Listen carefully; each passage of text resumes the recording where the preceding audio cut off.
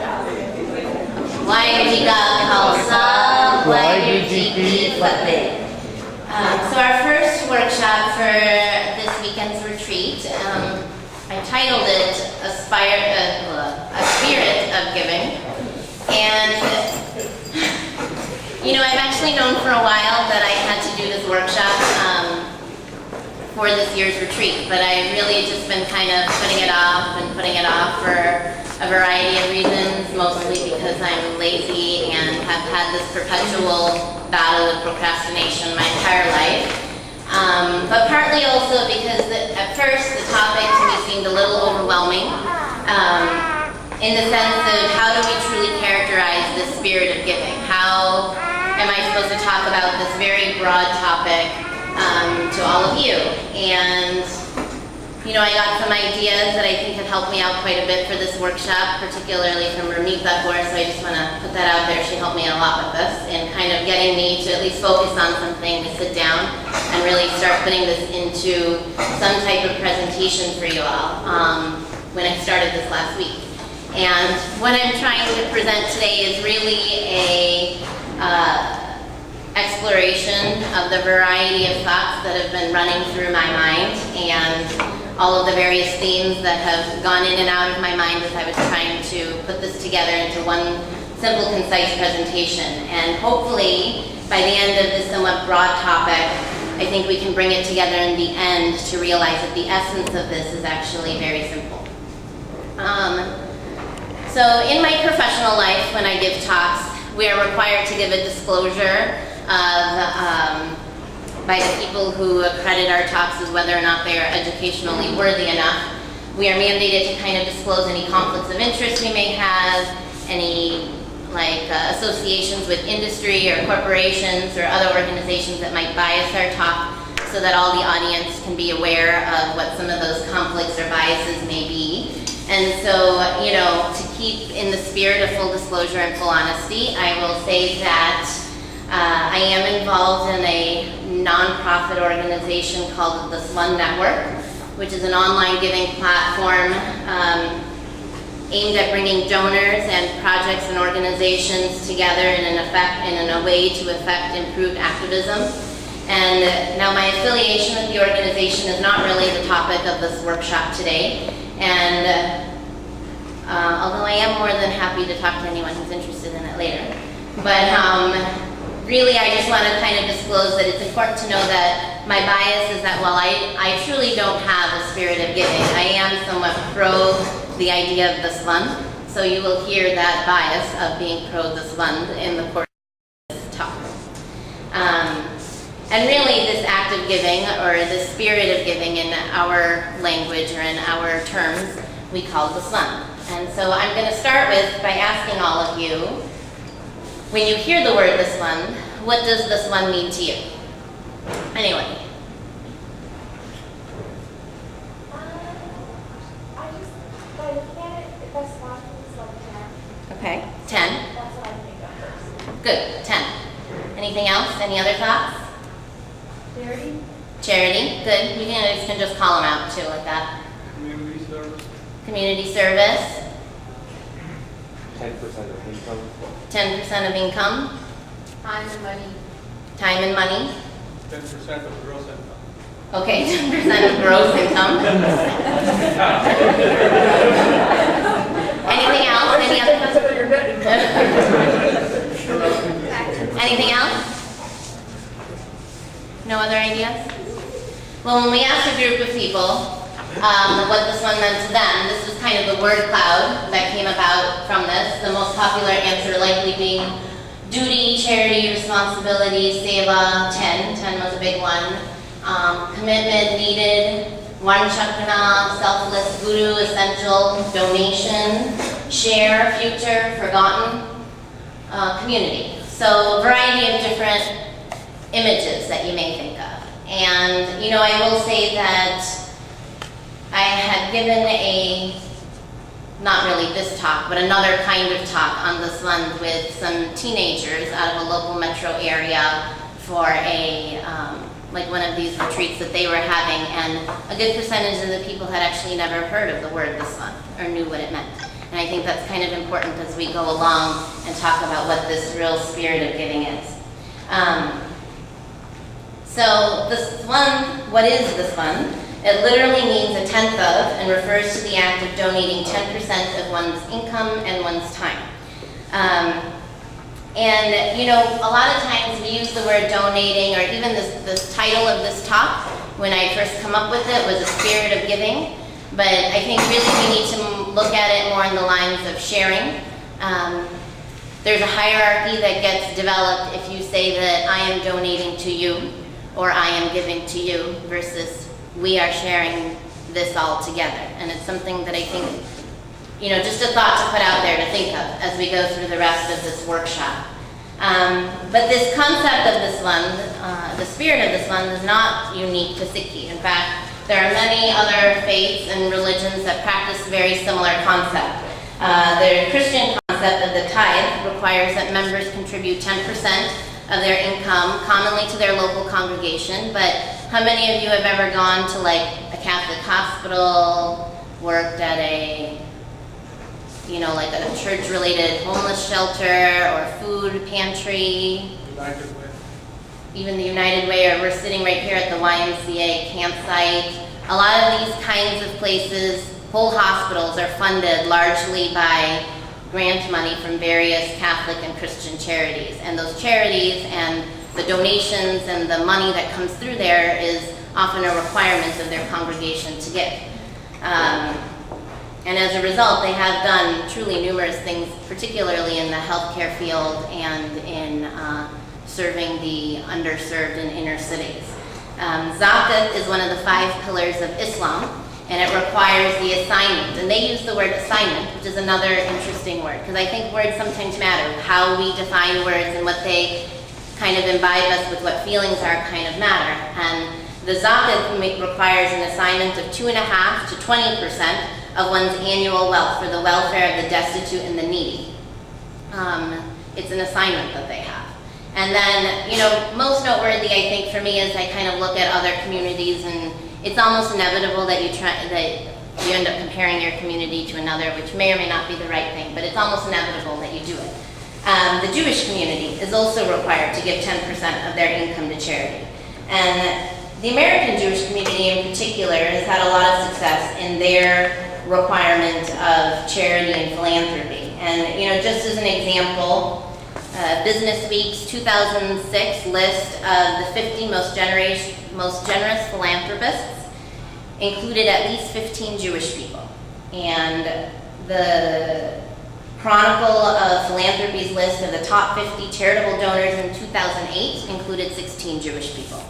And in 2003, a study was done that found that 24.5% of all mega donors, that's people who donated more than $10 million a year to charity, were Jewish. And so when they kind of do different studies of like the giving population and the philanthropic population, Jewish people, who really only account for 2% of the American population, actually give 30% in the total amount of volume to different charities and organizations. And you know, Jewish giving is actually not limited to only just Jewish causes. Their generosity extends to many non-Jewish related philanthropic events. So really kind of a community to look at as a stalwart in the progressive age of giving and in charity. So what is our history of this month? Where does our concept of this month come from? And I think if I can for a moment, it might be helpful just to kind of go through a short walk through history and kind of see our examples of people who truly had a spirit of giving. And what does that really mean? Because I can stand up here and we can try and use all the definitions and define, but I think we are really lucky enough that we have people in our history who just exemplified this, and just their story in itself, I think, encompasses what truly is the spirit of this month. So this Sikh woman, she was actually mentioned as a sidebar last night in one of the blog posts that were read. Mata Kiri, Guru Angad Dev Ji's wife. She became a follower of Guru Nanak Dev Ji and helped establish the concept of langar. And her role in the community, I think, is often overlooked, but I want to pause and have us all kind of truly reflect on what it means for someone to work day in and day out in making lumber, and what that really means, and how much, I mean, we might call it work, but to them, they probably don't think of it as work, but how much work that is. You know, if you've ever had a family of 4 or 6 or 8 come to your house for dinner, how much preparation goes into preparing that, to making them feeling at home.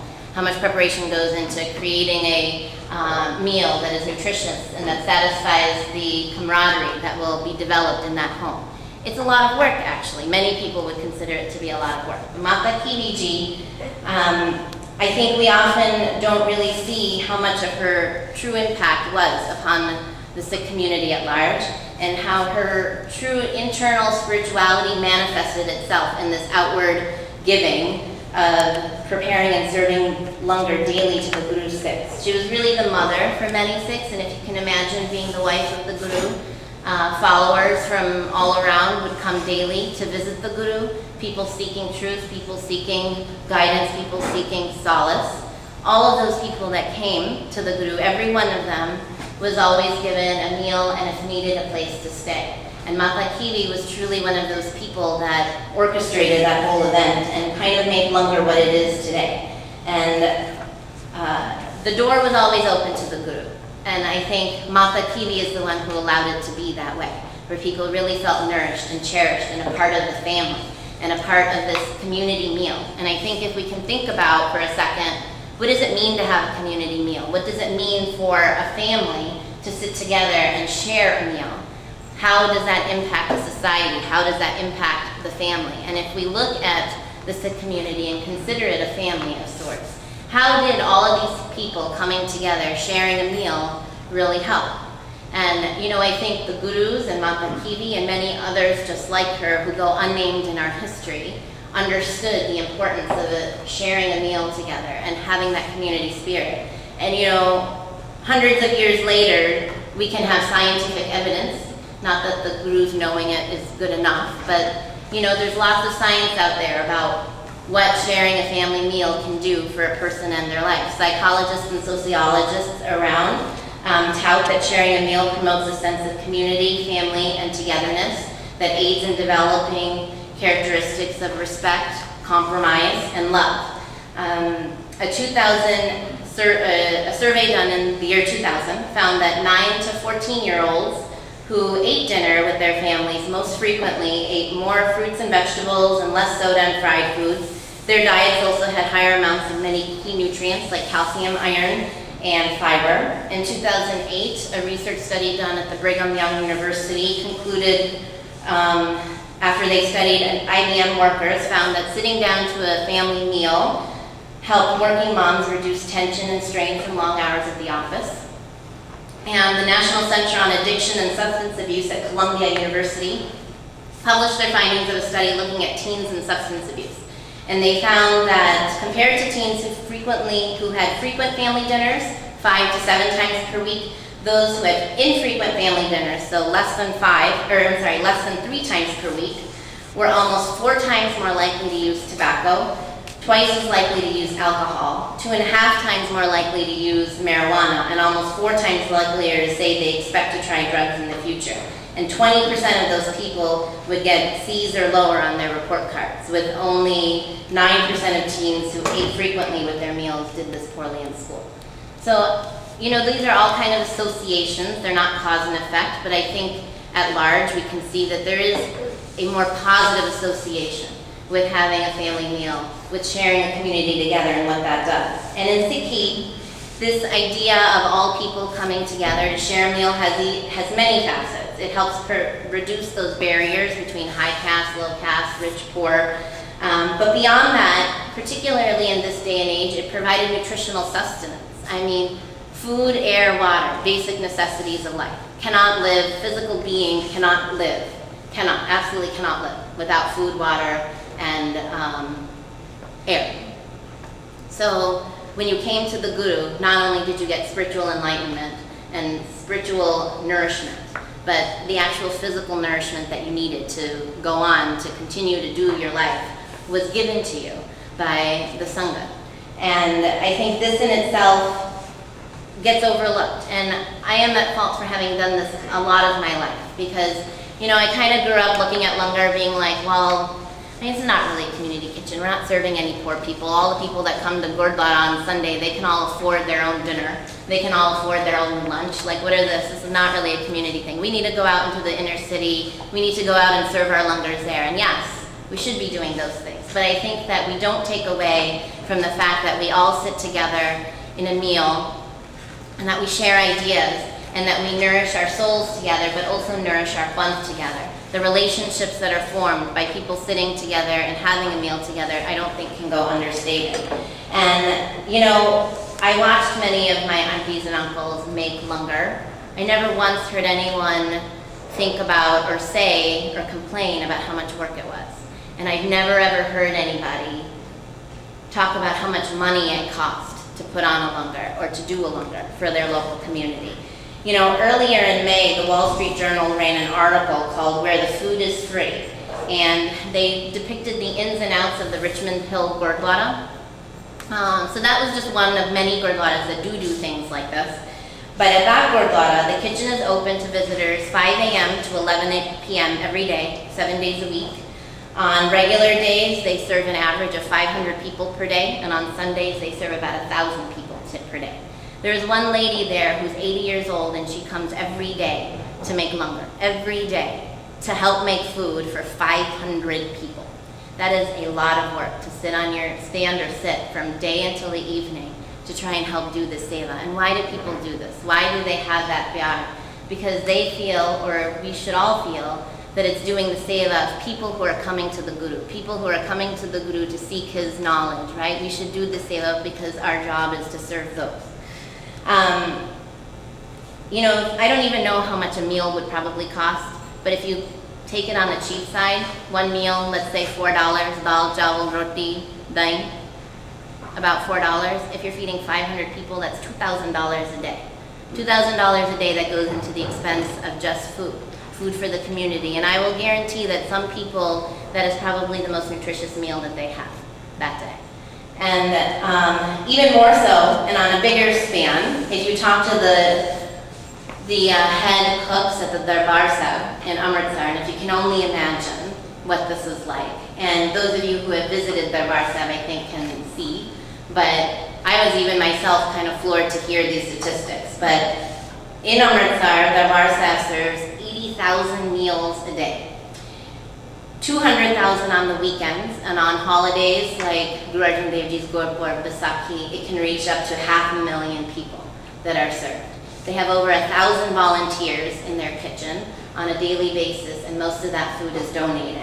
And it's largely driven by volunteers.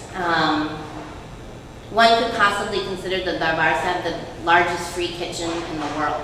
And visitors come from all over the world to visit this place, and they are all greeted with a meal. And I don't know how many meals Mata Kiwi made for anybody. I can't even presume to guess. We haven't documented this history. But I know that Mata Kiwi served for 5 gurus and made Langar for 5 times the amount of people that would have ever come to see a guru. And it's really amazing to look and see how she touched the hearts of so many people with just a simple act of making them feel warm and welcome. And so much so was her contribution that, as said last night, she is actually the only one who is mentioned by name in the Guru Granth Sahib for her seva and her distinction. So next in our history, I want to talk about this man, who is just a portrait rendition of, anyone know who this is? Bhai Kanhaiya. And for me personally, Bhai Kanhaiya is one of my heroes because he truly exemplified the idea that friend and foe are truly the same. And if you think about this, and I'm sure all of you have heard the story of Bhai Kanhaiya. The story goes that in the battlefields at Anandpur Sahib in 1705, he was serving water to those who were injured, whether they were of the Mughal forces or of the Sikh forces. And some Sikhs actually complained about him to the Guru.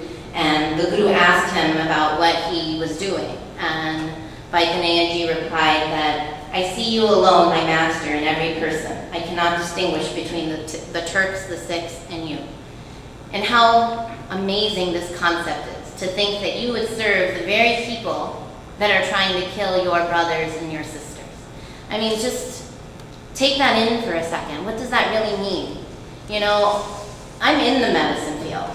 And, you know, sometimes you get all, your ego starts to build and you think, oh, you know, I work in this underserved clinic, I'm so great, blah, blah, I give all this, like, great care to all these people who can't get it, right? But I'll tell you, in an underserved clinic, the people that walk in with their Gucci purses and their iPhones that they're paying $100 a month for, and whatever, you know, whatever brand name thing, item, clothing that they could have that you know is more expensive than even I'm affording, and why are they in my free clinic? Those people annoy me. As patients, those kind of people annoy me. And that's so shameful. What would Baikaneaji think of me? That I would be annoyed by such a simple thing. And here are people that are trying to challenge your very existence, your very life, and yet in them, he sees the Guru. How is that possible? How is that kind of pyar that he will truly serve them with his entire breath? Those very same people. Could you imagine if someone killed your brother, your sister, your mother, your father, and you saw them lying on the street and they were injured? Would you really try and work to save them? Would I really try and work to save them? I mean, think about that. I have children now. If somebody tried to hurt my children, I'm not sure I would have that kind of compassion or that type of spirit of giving. But Baikaneaji does. That embodies the idea of the spirit of giving in our history. And then one of my very favorite heroes from personal time, or favorite heroes from more recent times, Bhagat Pooran Singh. And for those of you who don't know who Bhagat Pooran Singh is, he truly lived a life of giving everything that he had, both in time and possessions, to those who most needed it. The destitute, the handicapped, the extreme impoverished. And he helped create the founding of Pingolwara, which was a home to these people. But I think even more amazing, if you read Bhagat Pooran Singhji's story, is not so much even the founding of Pingolwara, right? This contribution to society of such a place is enormous, particularly in that community of India. It parallels many other great achievements of what is recognized throughout the world, whether it's Mother Teresa or whoever else that's renowned as Nobel Peace Prize winning type of people. But if you look at how Bhagatji took care of his wards, even before that institution was made, that really is the most profound thing if you think about it. Bhagat Pooranji had nothing. He had nothing at all, really. Nothing from the standards of what we would consider, yet he had so much to give. How is that possible? You know, during partition when he lived, he crossed many generations, but at the time of partition, things in Punjab were in such a disarray, right? Like people, millions of people affected by partition of India. And people displaced from their homes, people without water, people without food, people living in refugee camps. Well, could you imagine if you are disabled or if you're handicapped, you can't walk, what that leaves you with? What kind of support is there for you? What kind of social status is there for you? Nothing. So Bhagat Pooranji collects these people along the way that have no other place to go, and he has no home himself to put them in, but he finds places underneath train stations, underneath the arches of different areas, and he puts his wards there, and then he goes out to find food, clothing, basic necessities, and he himself didn't have anything. He could have kept it all for himself, and yet he shared all of it. Shared all of it with the people who needed it even more than him. I mean, when the people ask me for like $5 or $10, I just think, Bhagat Pooran Singh Ji had nothing. Yet his giving was overwhelming to so many people who their lives were completely changed. This person who's sitting, that he has with him, he called Pyara. Pyara was a cripple who couldn't get around anywhere, and probably the first ward that Bhagat Pooran Singh Ji had. Bhagat Pooran Singh Ji took such good care of him. This kind of man, Pyara Ji, could never have survived for a long period of time all on his own, and yet he outlived Bhagat Pooran Singh Ji. He was still alive when Bhagat Pooran Singh Ji passed. That is how good Bhagat Pooran Singh Ji took care of him and his health. And this very act of carrying him around everything, everywhere he went, is a true testament to his love for Waheguru's creation. And this is the true spirit of giving. This is the true Islam in our history. So I guess that moves us on a little bit to our giving. And And what does that mean for us? And, you know, I kind of alluded to it earlier, but giving part of our income, and it's established in this one as a tenth of, or as a 10% of our time and efforts, is a practice of recognizing that truly everything is in white. And, you know, I talked a little bit about how it's hard to use these words like donation and giving because it does put a social hierarchy around it. And maybe thinking of it more like, this isn't really mine to give anyways, right? I was given all of this stuff that I have, and all of the things, all of my time, all of my health, all of my money. So I'm just sharing it with those who don't. And, you know, this principle of the Swan is practiced by many Sikhs still today. It just doesn't seem to be as prominent as before. And I think we all really need to try and think of reigniting this conversation about the Swan and encouraging each other to give back. Because we really need a Sangat of people to encourage us in this direction.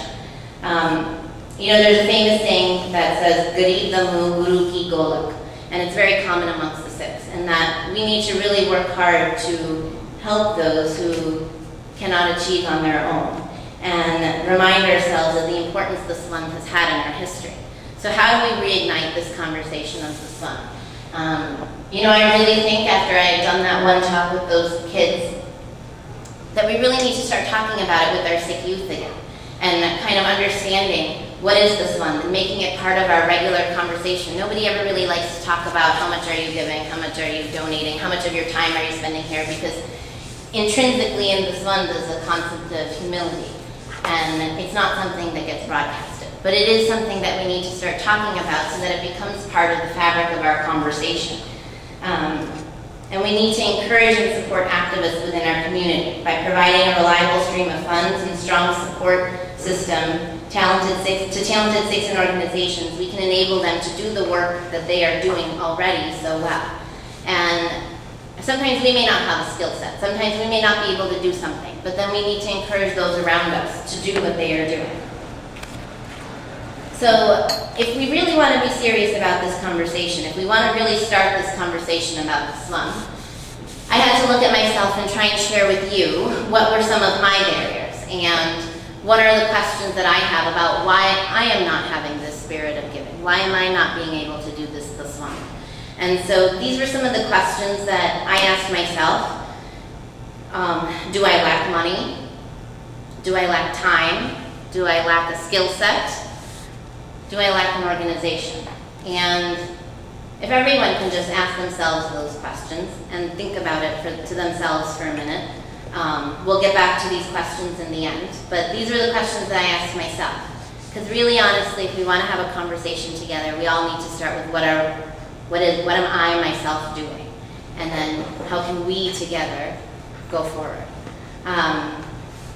So please think about these questions while we move on to the next part of the workshop, and then we'll get to this part in a second.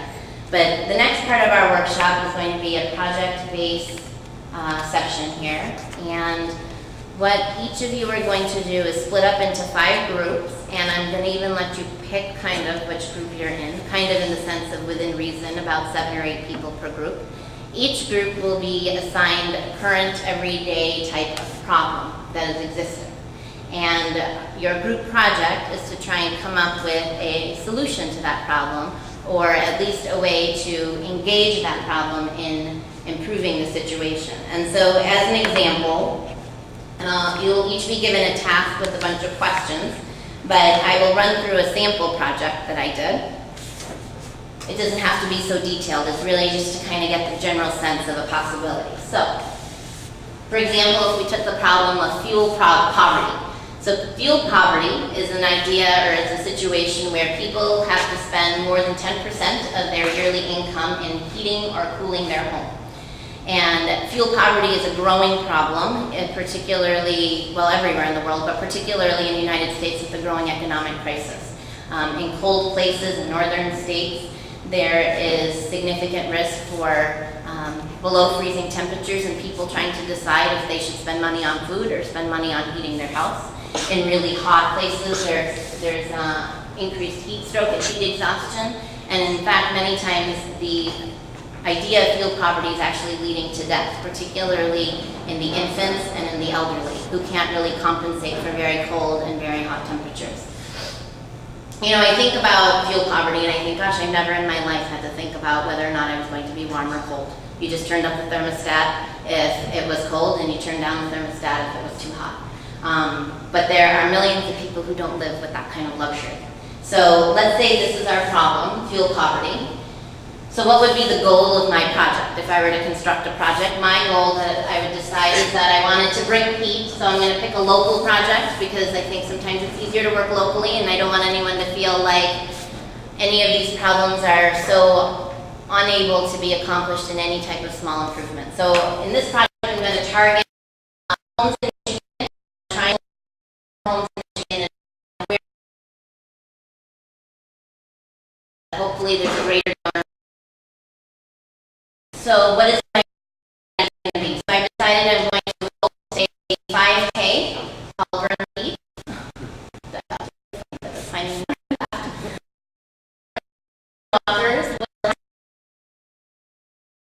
Money will go towards this organization in Michigan that's a nonprofit called THAW, and it's an independent organization that tries to help fill the gaps that the government assistance programs don't have, and providing heat and energy assistance to various families.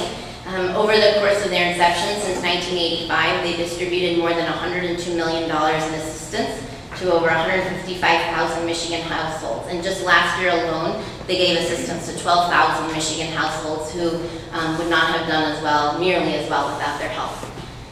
Recipients of this organization often go to the elderly, unemployed, underemployed, and disabled individuals. So I've decided I'm going to orchestrate this 5K and get everybody involved, and the money will go to this organization. So how many volunteer hours are we going to need to do this project? Estimating about 120 hours over 8 weeks. So there will probably be a need for at least 3 or 4 core volunteers to orchestrate the advertising, the getting of donors, getting the permits, setting up the websites, and getting people to come on into the event. And at least 20 volunteers or more needed for the actual event day itself. And how much money are we going to need to put this on? So target financial support that we're going to need to actually just put on the 5K itself is about $8,000. That includes things like advertising costs, permits, water, Gatorade, t-shirts, tents, health-related equipment, prizes. Even oftentimes a hidden cost is computer-related cost to set up a website. Can sometimes be somewhat expensive. So it's going to take at least around $8,000 to put this event on. And how will I evaluate whether or not the project at its completion did any good? Did it do what the goal set itself out to do? And so we will have a target of 1,000 people with a $20 entrance fee and hopefully raise $20,000 to help in Michigan assistance homes. And so that'll be our target range. And then the idea of the project would be to go out in the community, get everybody aware of the problem, inspire them to walk, run with us in the 5K, and in the process bring out awareness to this problem. So creating this project idea took me about 20 or 30 minutes to construct. So what we're going to do is we have 5 different topics, and I want you to try and pick a topic that you maybe feel a little bit more passionate about. I think that sometimes helps in trying to come up with a simple project, and try and just come up with a simple, tangible project that could potentially be done. It doesn't have to be something so astronomical. Use the resources that are out there or the ideas that are out there to partner with others if that helps, and try and come up with at least a general strategy. And then you as a group can then present to the rest of us what kind of strategy you came up with.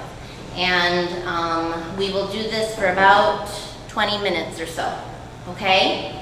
So the topics that we have, maybe you just grab those post-it notes and we can put them on the different tables, and then you can circulate to the table that you'd like to go. The 5 topics that I've picked for today, and you'll each get a info sheet with some information about the problem, and then 5 targeted questions to answer for your group. So one is obesity, one is clean water, one is hunger, one is domestic violence, and the other one is bullying. So we'll put one problem sheet on each table, and you can go to the table that you would like. If there's already so many people at that table, and it was a topic you were really passionate about, see if you can bring yourself to be passionate about another one of these topics. Okay, any questions about what the project is? Where we're gonna go? I'll give them the background info. Okay. So hunger is here. Great. We only have a couple more minutes before they're getting the lunch stuff started, and then we can continue the discussion of this hopefully in the evening time. Does that sound okay with everybody? Yes. Okay. They have some. So, and I think, we'll get some of this evening, I think, as I've been walking around kind of seeing some of the projects that have formulated and hearing some of the discussions that happened, but, I essentially went through this litany of questions to make the slide to try and give everybody an example of what the exercise was. I wasn't actually going into it trying to plan a 5K, or trying to, truly help fuel poverty. I was using it as an example. But as I started writing it through, I thought to myself, well, why couldn't we do this? Why couldn't we, as a member of like the Rochester Sick Board, I get a few people together and do this project every year and raise money to support heating for like a couple hundred homes or something, walk it, push a stroller. But I started thinking about, well, this is not actually that hard. I mean, in concept, people do this kind of thing all the time. There's lots of resources. And sometimes you can do things that people are doing all the time, but the point is that maybe this will get us to keep doing things. And I think as we go through our projects and as you have discussion today, remember it's not such a far-reaching idea. Things like getting together, having an informal discussion have spurred on things. Great organizations like Jakara, Sick Coalition, SALDEF, like these organizations that are doing lots of work for the community, they often stemmed out of an idea that 4 or 5 people had just sitting around together trying to solve a problem that existed, right? In Toronto, out of the Toronto Sick Retreat, discussions they had instilled the idea of the Save a Food Bank, and now it's an up and running true venture that's happening. I mean, don't underestimate the power of what a conversation between 4 or 5 passionate people can do, and what that can mean. And so, it was a good exercise for me, and when I was really just trying to make an example out of something, to try and make me feel like, well, if we're going to converse about this concept of this month, if we're going to talk about really supporting the global community with our money and with our efforts, then what's stopping us from doing it? And what's stopping me from doing it? So if we can go back to those questions that I had kind of brought up before we started this project, and I think again we'll talk about it more this evening, but so my first question of, do I lack money? Well, no. I make many choices with the money I have, I buy many things that I probably don't need to buy. I have many things that are beyond the basic necessities of life. So do I lack money? No. Do I lack time? No. Not really. I need to just prioritize my time. I probably waste a lot of time watching repeat episodes of NCIS at night and playing Scramble with friends on my phone. And if I just prioritize my phone, you can ask Nick, he'll tell you I waste a lot of time doing that. Maybe I could actually go out and do something. Do I lack a skill set? Not really. It doesn't take a large skill set to do lots of great things. And if I do lack a skill set in something that I might feel passionate about, I can go out and learn that skill set. Or I can find someone else who has that skill set. We can team up, make an initiative to try and create something good or do something. Do I lack an organization? No, we have the entire Sick Month at our disposal. We have an entire organization of people who are passionate and willing to proceed. There's a girl in this audience actually who touched me a long time ago, because when I was a younger girl, and she was even much younger than me, maybe about 9 or 10, I was doing a talk about community service, and at that time I was doing some side work for what is now called SALDEF. And in a camp gathering, I had talked about what we were doing. And just on her own, this 10-year-old girl came up to me later on that day and gave me a $50 bill. And she said, take this for the organization that you're doing, because I know that this organization is going to do good work. How does a 10-year-old girl have that kind of insight to think that this money isn't that valuable to me, it could go somewhere else to do a project that's initiative? And it's amazing. It struck me at that time because our organization, our fund, is filled with people with this kind of spirit. We just need to open our eyes and see them. We just need to see that the Matakiwis, the Waikaneyas, the Whakaturansingjis, they live amongst us in many different ways. People use many of their different skill sets, their money, their time, to do lots of great things for the community at large. If we want to have this kind of thing, this spirit of giving, if any of my answers or any of your answers are no, if even one of the answers is no, then what is it that's stopping us from being like that?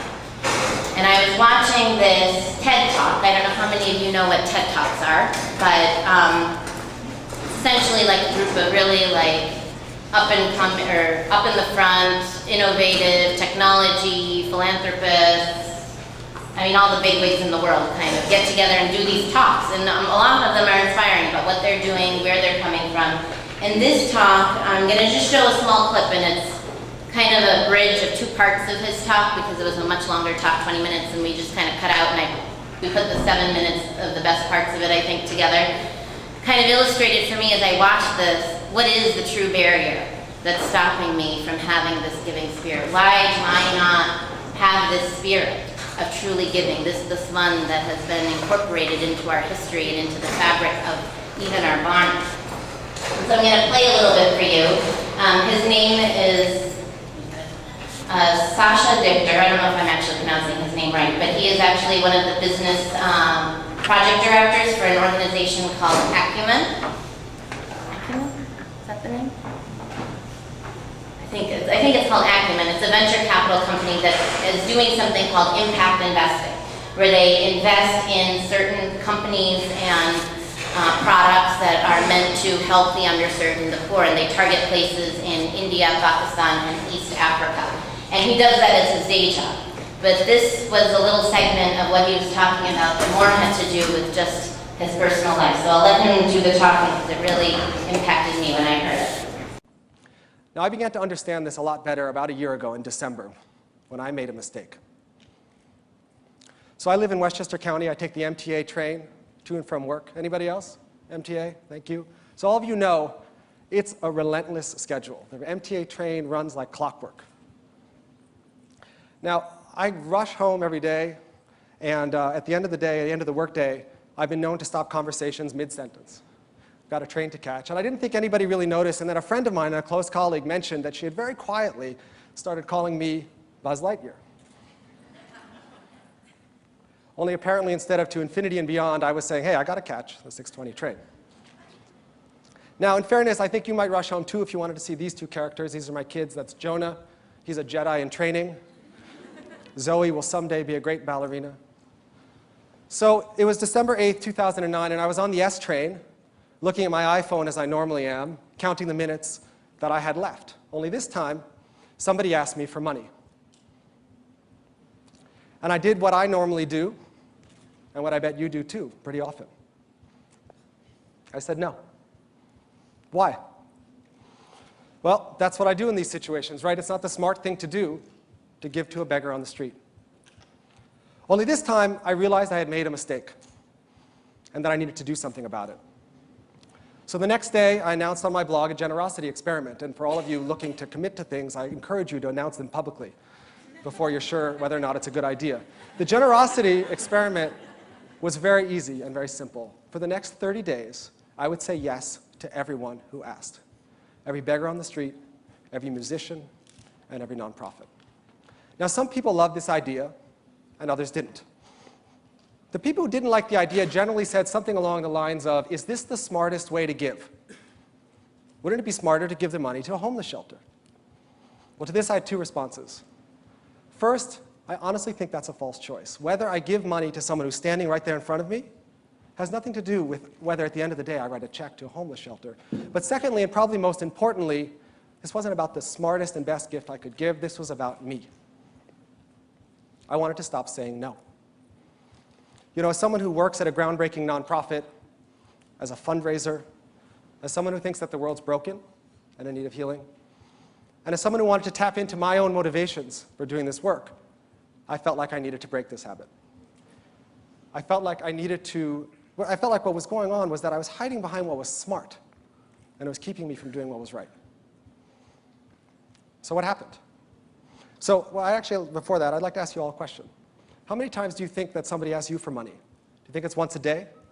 Maybe once every 2 days? Maybe you say no 4 out of 5 times. Or 9 out of 10 times. But pretty soon the no's start to add up. Pretty soon, no becomes who you are and what you do when somebody comes to you asking for help. And I wanted to practice saying yes, and what I realized is I needed a new habit and a new reflex.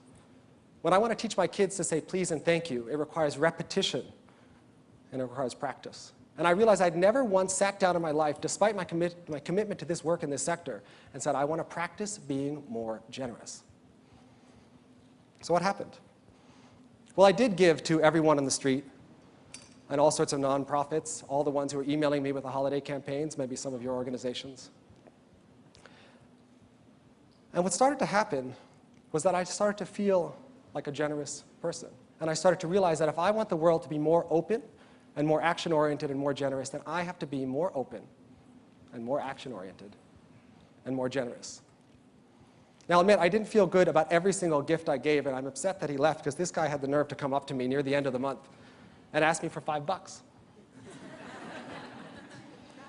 Because he knew I had to say yes. But more seriously, I started to understand generosity in a new way, and as a fundraiser, I started to become more effective because I realized and learned and understood in a different way that the smartest and the best philanthropists, the most effective ones, they lead with generosity. That's their starting point. And what I think has happened in the nonprofit sector, especially recently, is that the knock is that there's not enough accountability, right? And I think that that's probably true, but at the same time, I think the pendulum can swing too far in the other direction. And we can start to think that the best giving of all is the most hard-headed.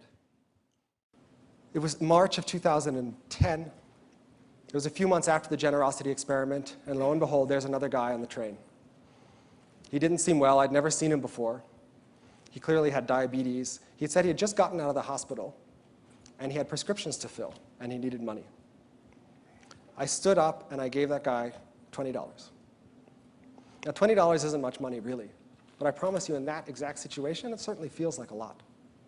And I'm positive if it hadn't been for this generosity experiment, I never would have done that. I never would have done it if I hadn't decided in advance how I was going to behave in that situation and letting that decision in advance inform my actions. Now, of course, I'm never going to know if the money that I gave to that guy made a difference. And I know that all of you, just like I in my day job, are going to ask a lot more tough questions before giving money to someone.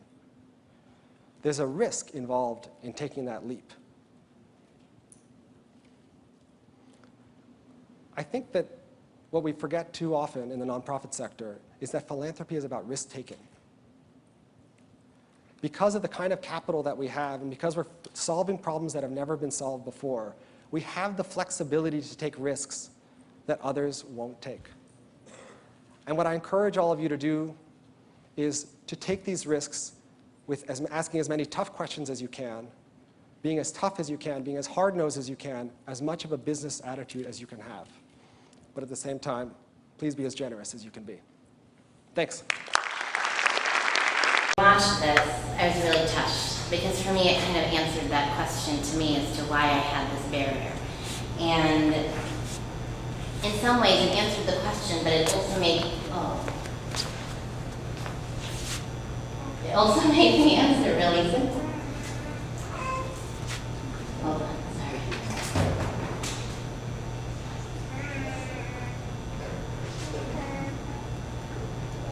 And that practice really makes perfect. It really is so simple. If we want to cultivate this spirit of giving within us, it's a discipline. It's somebody's namrikamai, right? It is the form of namaskar that many people use, but it takes a discipline, it takes a practice. We're not born with the spirit of giving, per se. It takes doing daily actions, daily things that kind of try and create this spirit of inside that projects to the outside. And it really comes back to that common force within our faith of meaty and beaty, in the sense that these outward disciplines that we have of the slum, the activism, the community projects, all of the different organizations that exist, they can only be sustained for as long as the internal portion, the beaty part of us, is truly that of a giving spirit, where our nature is truly giving. And much like this man said, nature is developed when we do a certain practice of disciplines. We practice certain disciplines that may not mean something to us right now. We may just do random acts of kindness. We may just lend the old lady a hand who needs directions or walk her to her car. Or we may just, at some point, just feel guilty about the poor child's face who's dying of starvation and donate the $5 when they ask you at the grocery store, right? Like we may just start with these actions that don't have a lot of internal capacity behind it, but we do them because we're guilted into them. We do it because our friends are also doing it, so we just do it, right? But in order to make our spirit, our nature, to be that of a giving spirit, we need to practice it. And as we practice it, it becomes our habit. And as something becomes our habit, it becomes our nature. And as something becomes our nature, it becomes who we are. And that's how people like Mata Kiwi, like Paikuneyaji, who could truly see no difference between friend and foe, to people like Bhagat Puran Singh, who had nothing and gave everything, truly existed. They practiced it. They did it every day. In the beginning, even when it didn't mean anything, they just did it. And so, sometimes you find inspiration from many different things, and this guy kind of helped me solve this problem that I was facing. I'm still a long way. There's a lot of practice that I think I know I have to do. And I'm hoping that this evening, when we have the conversations about the different projects, we can kind of have a discussion and you guys can share also where we all are going with our this fund on many different levels. If we just start $1 a day, at some point it might become 10%. The whole point is to have the discussion. I started working back when I was like 16. I worked in the Sears lingerie department, fitting 60-year-old ladies for their bras. And now I'm an OB/GYN, but in any event, I made like whatever, $6.50 an hour, worked 10 hours a week, made $65 a week. Never once in my life did I think that I owed $6.50 actually back to the community. It never even crossed my mind. But if every teenager who's 16 years old, who has a job, and gives $6 a week to a cause, think about what could be accomplished. Barack Obama's campaign, while he had many mega million dollars, was touted in the news reports as being this campaign of grassroots, right? Of like these college kids who were giving $25, $50, and the millions of dollars that got raised for his campaign. Well, if all of us just did $5 a week or whatever, if we taught our young people to actually do this kind of thing, just think of the magnitude of what we could do for the global community at large. And one of Mandeep's friends who actually worked with him at work once, she was of the Jewish faith, and they did these things called tzedakah boxes when they were little kids at their Sunday Jewish school or whatever.